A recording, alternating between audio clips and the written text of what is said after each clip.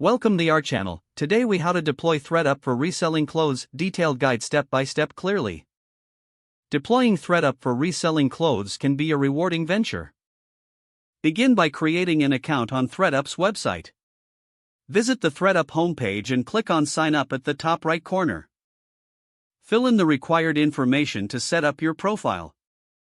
Once your account is created, familiarize yourself with the platform's user interface. Next, determine the types of clothing you want to resell. Review ThredUp's guidelines for acceptable items to ensure compliance. Gather your clothing items and clean them thoroughly. Check for any signs of wear, tear, or damage before proceeding.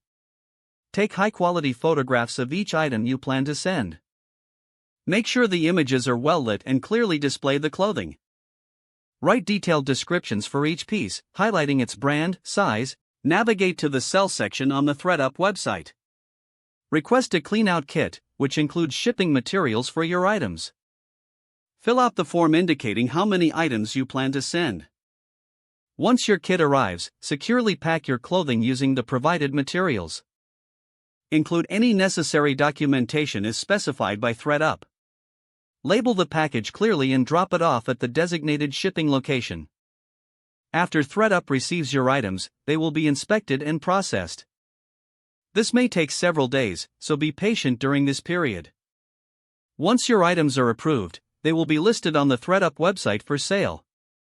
Monitor your sold items and earnings through your ThredUp account.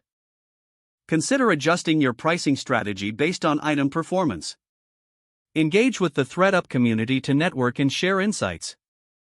Utilize ThredUp's promotional tools to enhance the visibility of your listings. Review sales trends and adjust your inventory strategy accordingly. Stay updated on fashion trends to refine your selection over time. With careful management, reselling through ThredUp can become a profitable endeavor. Don't forget to like this video and subscribe to our channel for more step-by-step tech guides.